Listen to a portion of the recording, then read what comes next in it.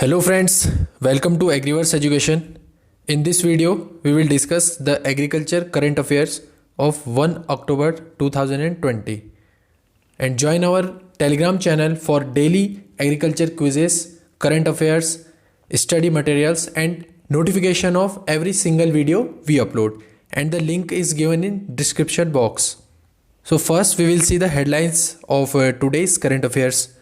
The first headline is a new scheme, YSR Jal Kala, has been launched by the Chief Minister of Andhra Pradesh. Second headline is the government approved the purchase of Kharif season paddy, cotton, pulses and oilseed crops at the support price. And third headline is Maharashtra modifies Forest Right Act. And the last headline is Kerala farmers to get MSP for vegetables and fruits. सो यहाँ हमने जितनी headlines अभी discuss करी सबके बारे में हम आगे आने वाली स्लाइड्स में डिटेल में जानेंगे, और जितने भी ये करंट अफेयर्स अभी हम डिस्कस करेंगे इनमें से बहुत सारे क्वेश्चंस निकल के आएंगे जो एग्ज़ाम के पॉइंट ऑफ व्यू से बहुत ही ज़्यादा रिलेवेंट है, इसलिए वीडियो पर बने रहिए। तो शुरुआत करते हैं सबसे पहले करंट अफेयर से, जो है a new scheme YSR Jala Kala has been launched by the chief minister of Andhra Pradesh. यहाँ बात की गई है कि एक नई स्कीम जिसका नाम है YSR जल कला स्कीम, इसको लॉन्च किया गया चीफ मिनिस्टर ऑफ आंध्र प्रदेश जिनका नाम है जगनमोहन रेड्डी। इन्होंने इस स्कीम को लॉन्च किया 28 सितंबर 2020। तो इसमें से 3 क्वेश्चन निकल के आगे कि इस स्कीम का नाम क्या है। नाम हो गया हमारा YSR जल कला स्कीम, और ये किस स्टेट में लॉन्च की गई है, वो है आंध्र प्रदेश। और अगर टाइम की बात की जाए तो वो है 28 सितंबर 2020।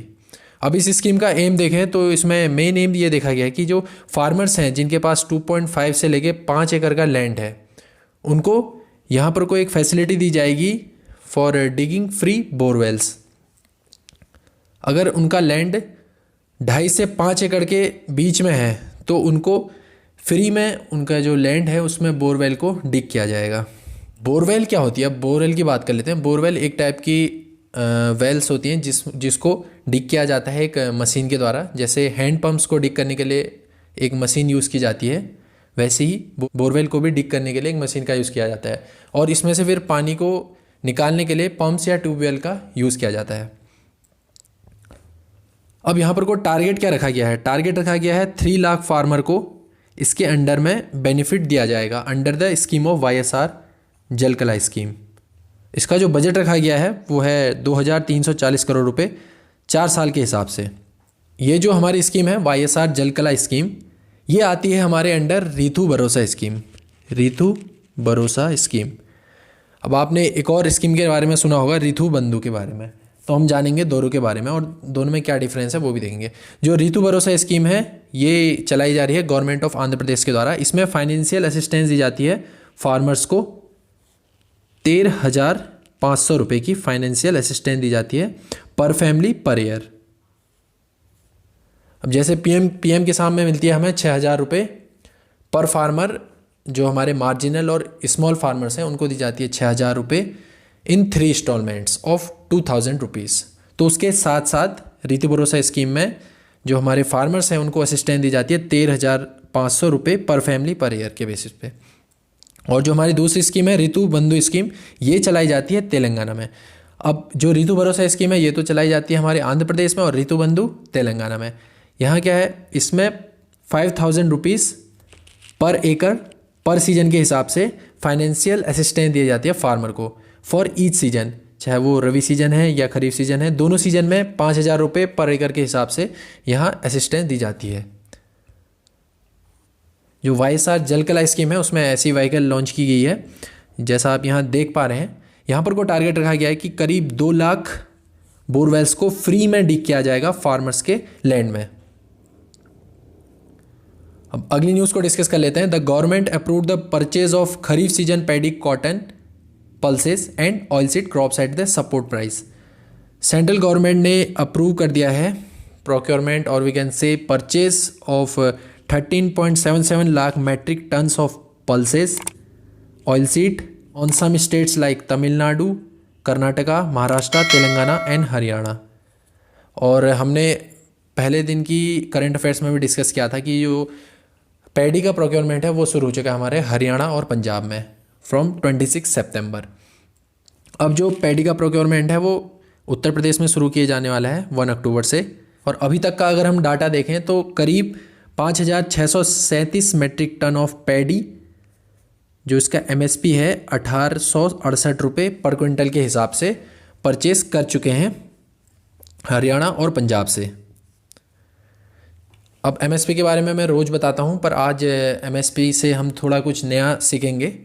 एमएसपी जैसे मैंने बताया है उसको रिकमेंड और कैलकुलेट किया जाता है सीएसीपी के द्वारा, यानी कि commission on agricultural cost and price, जिसको फॉर्म किया गया था 1965 में, और इसको अप्रूव किया जाता है गवर्नमेंट ऑफ इंडिया के द्वारा। तो आज हम देखेंगे कि अलग अलग क्रॉप्स का प्रोक्योरमेंट कौन कौन करता है। जैसे यहाँ दिया गया है, वीट और राइस का प्रोक्योरमेंट करता है हमारा एफसीआई, यानी कि फूड कॉरपोरेशन ऑफ इंडिया के द्वारा।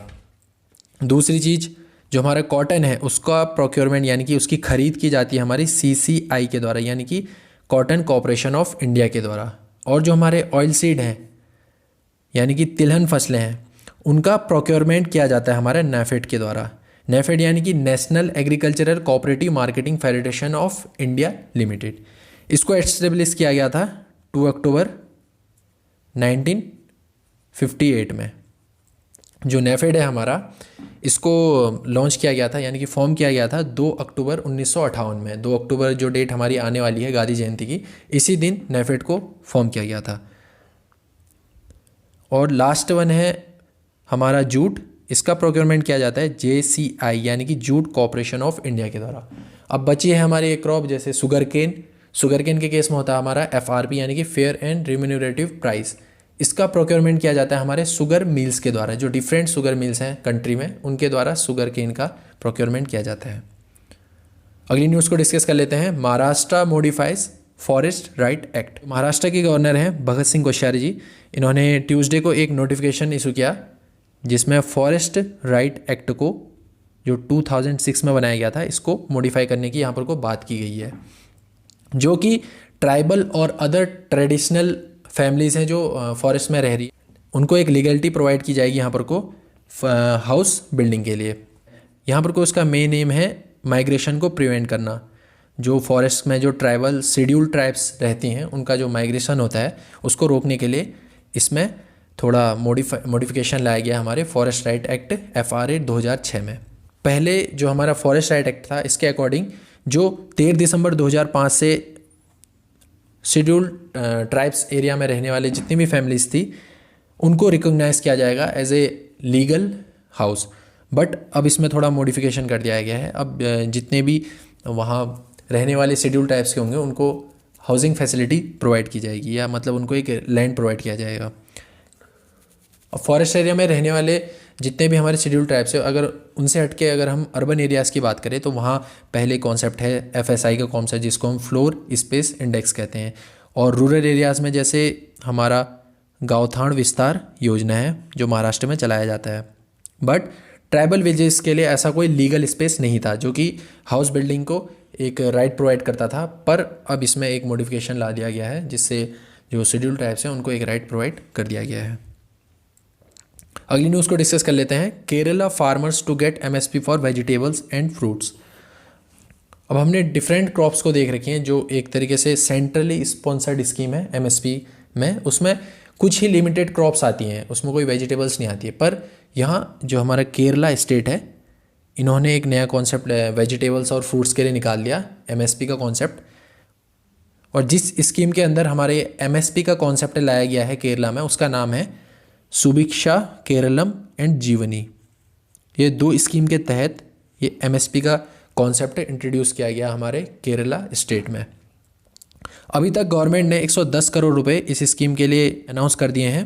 और इसमें से अभी हम मार्च का डाटा देखें, करेंट ईयर में अगर हम मार्च तक का देखें तो 35 करोड़ रुपए अभी इसमें इन्वेस्ट कर दिए गए हैं। अभी ये फर्स्ट फेज़ में क्या है, इसमें अभी सोल क्रॉप्स ही इंक्लूड हैं, जिसमें बहुत सारे vegetables and fruit crops include हैं। अगर इसमें बेसिकली जो मेन अगर हम देखें, नैंडन बनाना और पाइनएप्पल क्रॉप्स, इसमें बहुत ही ज़्यादा प्राइस फ्लक्चुएशन आता है। अब जैसे नैंडन बनाना है, इसमें बहुत सारे डिजीज़ और पेस्ट का अटैक बहुत ज़्यादा रहता है, और इसमें क्रॉप का डैमेज के ज़्यादा होने की वजह से इसमें प्राइस में फ्लक्चुएशन आता है। तो इन सारी क्रॉप्स को भी इसमें इंक्लूड किया गया है। ये एमएसपी किस तरीके से डिसाइड की जाती है? ये जो एमएसपी है हमारी, इसमें जो भी हमारी पर्टिकुलर क्रॉप है उसमें जितनी हमारी कॉस्ट ऑफ प्रोडक्शन लगा है उसमें प्लस कर देंगे उसका 20%। और ये जो एमएसपी का जो कॉन्सेप्ट है फ्रूट्स और वेजिटेबल्स के लिए, इसको हर साल रिवाइज किया जाता है केरला सरकार के द्वारा। तो दोस्तों आज के लिए बस इतना ही, और मैं आशा करता हूँ आपको हमारी वीडियो से कुछ नया सीखने को मिला होगा। अगर आपको हमारी ये वीडियो पसंद आती है तो वीडियो को प्लीज़ लाइक कीजिए, कमेंट कीजिए और अपने फ्रेंड्स के साथ इसको शेयर कीजिए। अभी के लिए tata, bye bye and take care.